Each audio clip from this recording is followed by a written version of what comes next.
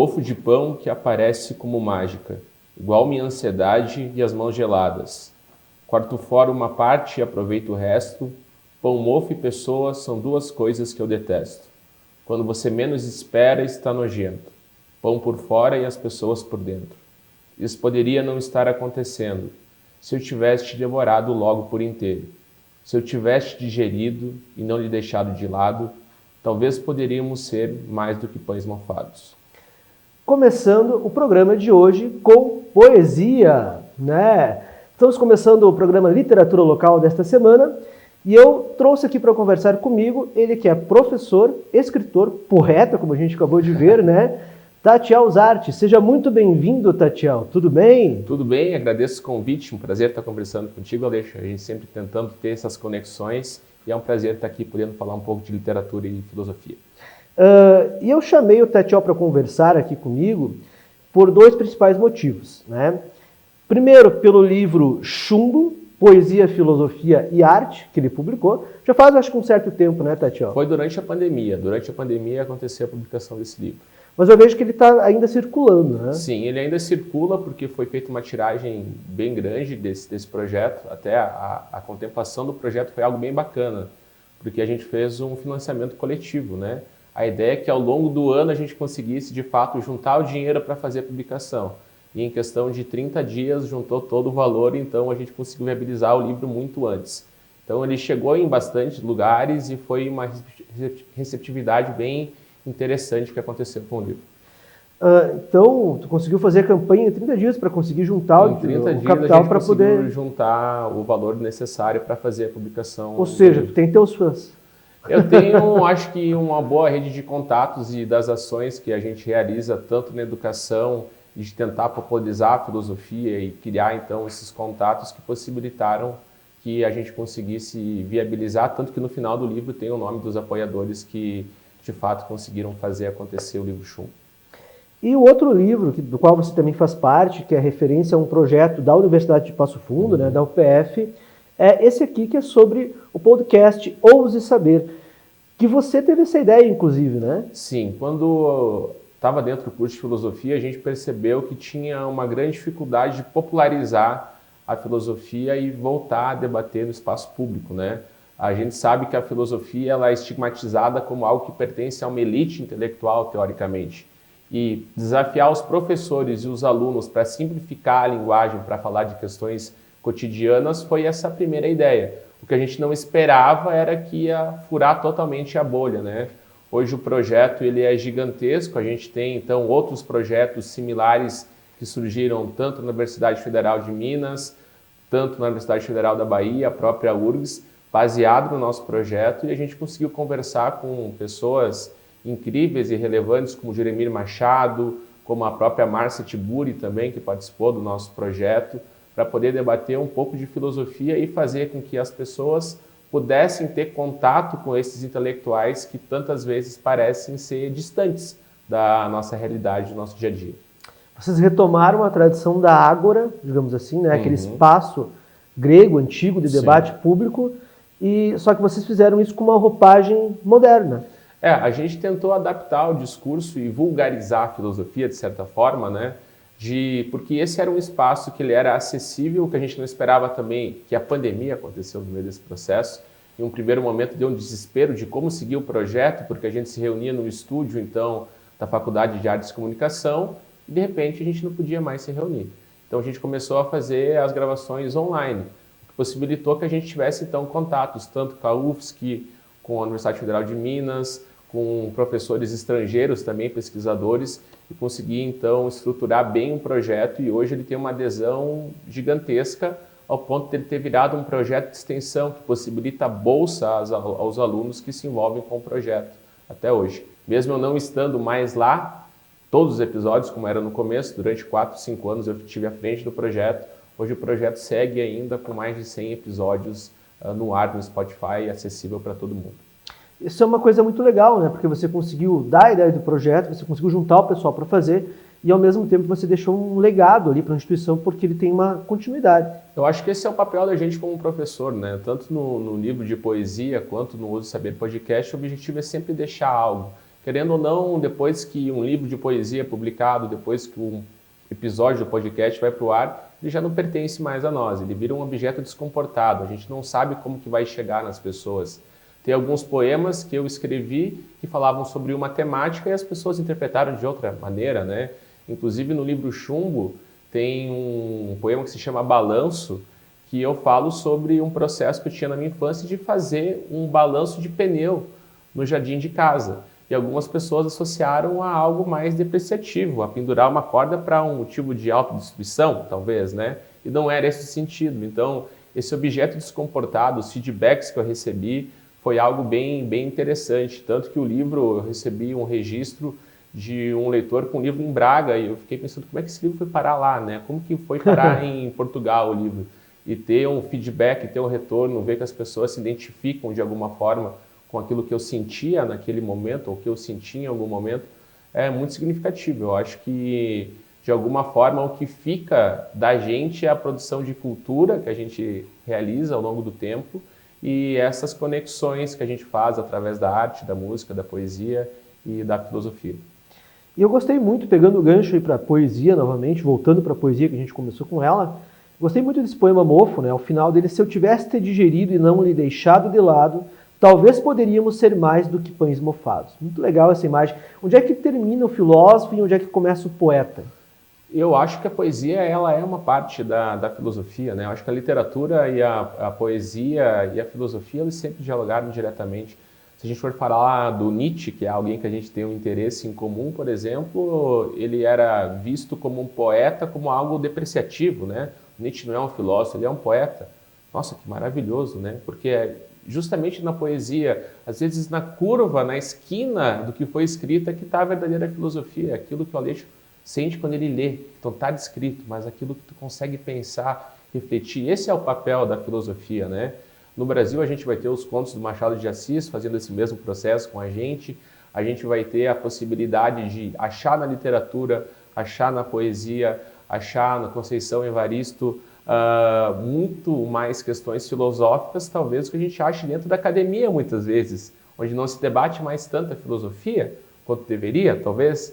Eu acho que esse caminho da gente usar da arte, da poesia, da música e outras manifestações culturais para fazer essas conexões é a melhor forma da gente manter a filosofia viva, né?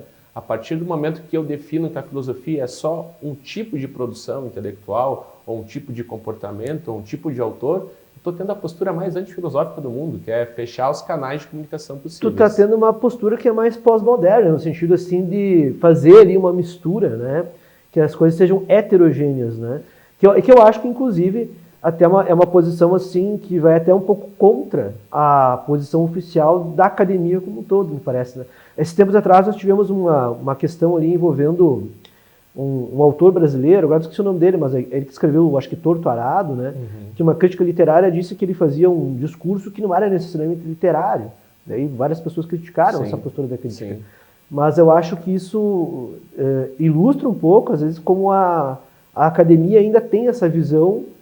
Por exemplo, o pensamento oriental não é filosofia. Né? Sim, sim. A gente herdou muito da questão ocidental, muito porque a gente foi colonizado também pela falta de interesse também da academia se atualizar, né? A gente vai ter cursos de filosofia de graduação que, por exemplo, não vão estudar Deleuze ou a Bell Hooks ou fazer um movimento em direção a filósofos que não são clássicos ou que não tinham... Acho que até Michel Foucault ainda é difícil de encontrar. Exatamente, né? E sendo que o Foucault adaptou tanta linguagem, o Foucault principalmente, o Foucault de certa forma faz uma crítica ao modelo acadêmico, né? A questão do poder, né? de uma forma de manipulação, estabelecer uma norma, de como a escola de certa forma também vira esse mecanismo de controle dos corpos e da mente das pessoas. E eu acho que a filosofia, de certa forma, ela acabou se fechando em pequenas bolhas ali que não estão interessadas em fazer o diálogo com o público, né? Eu trabalho com crianças desde o 5º ano e eu posso te garantir que a discussão filosófica mais profunda que eu tenho são com eles, porque eles não têm nenhuma barreira moral. Eles não têm as amarras ainda que os adultos se colocam, né? E eles questionam coisas que a gente deveria questionar também, né? Parece que eles estão vendo um mundo muito mais colorido, a gente vendo um mundo bem mais opaco. E eu acredito que a filosofia ela precisa ter esse impacto no mundo real também. Hoje pela manhã, com os alunos do terceiro ano, a gente estava fazendo uma ação social para entregar então o café da manhã para moradores de rua e para catadores de material reciclado. A gente fez um processo de investigação filosófica e sociológica, lendo Gessé Souza sobre a ralé brasileira, né? E a gente está vendo um projeto todo voltado a aplicar a filosofia e a sociologia também de uma forma mais pragmática na sociedade. Porque como professor de humanidades eu não posso falhar em ser humano, né? E dentro da sala de aula eu não posso também querer só ser conteudista. Mais do que um aluno com bom desempenho no vestibular, eu preciso que essa seja uma boa pessoa que vai ser devolvida à sociedade depois dos cuidados que a escola tenta aplicar. E eu acho que através da literatura, da sociologia, da filosofia e de ações pragmáticas, a gente de fato consegue fazer que em algum momento o pensamento crítico de fato seja debatido e valorizado de alguma maneira. Mas essa visão, por exemplo, de você fazer da escola uma estrutura, eu ia dizer máquina, que já é problemático por si só, né? Fazer da escola uma estrutura que ela vai se importar em criar bons cidadãos, ela ainda é uma visão que, para a maioria dos professores, pelo menos no Brasil, eu sinto que os professores ainda não aderiram a essa visão, né? A gente ainda tem um professorado que está muito sugestionado no sentido de que eu sou um professor, eu tenho o objetivo de passar conteúdo, eu não educo ninguém. Essa é uma frase que às vezes me causa um ruído, uma dor no ouvido, né? Tipo, meu papel como professor não é educar, é passar conteúdo, E eu acho que isso é até um tiro no pé do próprio professor, né? Eu acredito que sim. A gente como professor tem que ter uma visão utópica da educação mesmo, né? A gente tem que acreditar no que a gente está fazendo, tem que ainda amar todo o aluno, mesmo aquele que às vezes parece que não devolve aquilo que a gente espera naquele momento, porque às vezes a gente vai entender a aula do professor daqui a 10 anos. Eu tenho inclusive tem uma publicação que foi feita junto com o PPG do mestrado em letras, que fala sobre também, é um livro publicado pelo programa de pós-graduação, que fala sobre essa formação da gente como professor. E eu cito o caso de uma professora de literatura que eu tive, quando eu era mais jovem, os meus pais se separaram e eu fiquei uma criança mais introspectiva. E essa professora me sugeriu escrever um poema para entregar para ela toda semana. Eu na época não entendi, mas eu acatei porque ela era diretora da escola, eu não ia questionar o que ela estava fazendo. E durante a escrita do Chumbo, eu percebi que esse comportamento de escrever quando eu ficava triste, para mim entender, foi algo que eu internalizei. Aí eu fui até a casa da professora Ângela, de literatura. Ela já estava bem mais velhinha, cabelo branco. E eu falei para ela, obrigado, agora eu entendi. Eu demorei 15 anos para entender. Para conseguir compreender dela, né? o que ela quis dizer. Então a gente na sala de aula tem que também respeitar esse processo. Ele só sabe um fragmento da vida do aluno, mas a gente tem que acreditar e ter esperança. E a gente precisa de fato se colocar nesse lugar de querer aprender com o aluno. Porque a partir do momento que eu me eximo da responsabilidade de educar ele, eu também já não estou mais interessado nele como indivíduo. Aí meio que perde sentido eu estar na sala de aula, né? Eu preciso olhar para ele como indivíduo capaz de me ensinar a ser um professor melhor. Ainda mais no mundo pós-chat GPT, né? Exatamente. E o chat GPT ele também é um resultado de uma série de outras coisas, né? O uso que é realizado dessa forma elimina todo o processo, o progresso, né? Toda a experiência. Exato. O livro publicado é maravilhoso, mas o progresso, o processo de escrita, ele é ainda mais gigantesco. O que faz a publicação do livro ser tão incrível é saber todo o processo que aconteceu. E hoje se antecipa, então, o resultado final, não se tem mais o progresso e também não tem mais significado. Se a gente for pegar, por exemplo, a escola de Frankfurt, o Walter Benjamin, o Theodor Adorno, que já falavam desse esvaziamento cultural que ia acontecer de forma gradativa, a gente chegou no ápice, né? Hoje as músicas, por exemplo, elas são feitas para durar meses. Quando duram meses. Quando duram meses, né? Se a gente for pegar, por exemplo, os movimentos que tiveram musicais no Brasil, até o próprio sertanejo, que falava sobre a vida do sertanejo, ele tinha uma estrutura, tinha uma lógica, tinha uma história, tinha uma consciência social do que estava sendo produzido. Assim como a gente vai ter a música tradicionalista, nativista, que também aos poucos está enfraquecendo, a gente pode falar que não está acontecendo isso no Rio Grande do Sul. No sentido poético, principalmente. Exatamente. Né? Porque se tornou muito... Não que um baile não seja legal, o baile é muito bom, tá, né?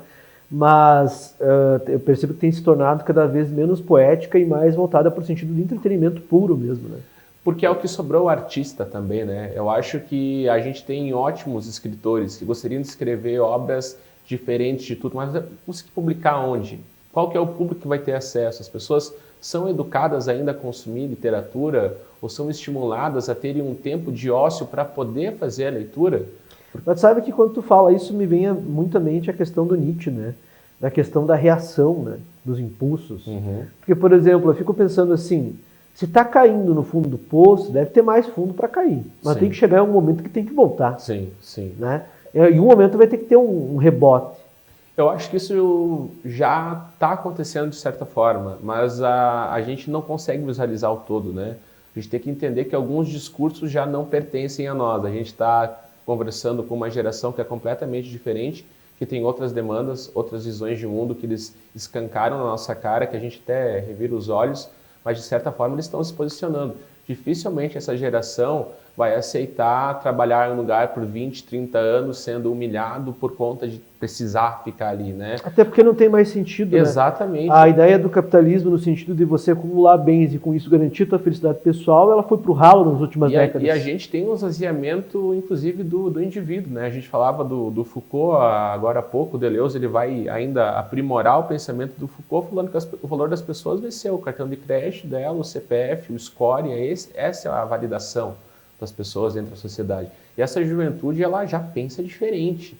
Só que a gente não consegue acompanhar todo esse processo formativo porque eles estão visualizando os erros que a nossa geração cometeu, eles ainda estão formulando muita coisa. Eu me incomodo muito com professores que olham com pessimismo para a próxima geração ou acreditando que esses jovens agora não querem nada com eu nada. Também. Mas é um discurso comum, né? É um discurso comum ao longo é um discurso fácil, de toda a história da humanidade, Sim. né? É muito comum Aliás, eu acho que uma das maneiras de você perceber que um velho é muito sábio, e eu uso a palavra velho porque eu gosto da palavra velho, porque tem mais significado, sim, né? Sim. Justamente quando você encontra um velho que ele não reclama das novas gerações, né? Ele olha, é verdade. Aí tu olha, essa pessoa te um certo nível de sabedoria. Pra gente terminar, acho que foi o Mário Quintana que falou que a filosofia era a triste arte de ver as coisas do lado de fora. Você concorda com essa... De certa forma, sim, né? O processo filosófico ele é um pouco melancólico, a gente consegue perceber algumas coisas. Mas a poesia também é. Mas tudo bem, né? Esse é o meu ponto. A melancolia, ela faz parte e ela não precisa ser triste, ela é um processo de autorreflexão. Eu gosto muito da visão que os gregos tinham sobre a ideia do final, né? Não como um encerramento, mas sim como uma finalidade, o propósito das coisas. Eu só fico triste por aquelas coisas que já tiveram algum tipo de valor ou que foram significativas em algum momento. A gente, como filósofo, a gente olha para o todo e a gente lamenta algumas coisas e celebra outras coisas também de uma maneira mais contemplativa, que a gente é condenado ou abençoado a fazer. E o que eu acho que a gente consegue fazer de mais significativo é conseguir instigar as pessoas a olharem o mundo um pouquinho mais assim, emprestar a nossa visão e principalmente se interessar pela visão do outro. Eu tenho um vizinho meu que ele é sapateiro. Toda conversa que eu vou conversar sobre o mundo, de alguma forma ele acaba falando sobre sapatos. Porque a forma que ele vê o mundo envolve o trabalho dele, né? E eu acho que isso é muito bonito, quando ele me empresta a visão dele de mundo e eu também estar disposto a ver pelos olhos dele, compartilhar algo com ele. Eu acho que esse é o nosso papel formativo, assim, humano, que tem mais de incrível. A possibilidade de a gente estar conversando aqui e eu sair com um pouco de ti comigo pensando, obrigado, Alexandre, por ter compartilhado a tua visão de mundo, porque a partir daqui eu posso ver coisas que até então eu não via antes. Claro, com certeza. Tatiel, a gente tem que encerrar o papo, está muito bom. Com certeza vou lhe convidar outras vezes para vir aqui no programa, de repente a gente até consegue trazer mais alguém para fazer um debate sobre alguma ideia específica. Legal, né? legal. Pessoal que queira adquirir um livro, que queira também entrar em contato contigo, qual que é a tua rede social? A rede social, então, é Prof. Tatiel, né? Um nome que não é tão simples. Instagram é o canal de comunicação que eu mais utilizo, né? E aí tem poucos exemplares ainda do livro Chumbo, mas tem outros projetos, então, que estão sendo realizados, inclusive um livro infantil. E eu sigo nesse processo, né, de escrita e trabalho, também com podcast, outras ações, tentando popularizar a filosofia e, de alguma forma, me aproximar do público que precisa ainda que a gente faça esse movimento em direção, né? Não sempre responsabilizar o público por não se interessar em filosofia. Nosso papel como professores e filósofos é também buscar em direção do público. Muito obrigado, então. E até a nossa próxima entrevista. Muito obrigado a você que nos acompanhou até aqui. Lembrando que este programa é uma parceria entre a TV Câmara de Passo Fundo e a Academia Passo Fundense de Letras. E até semana que vem.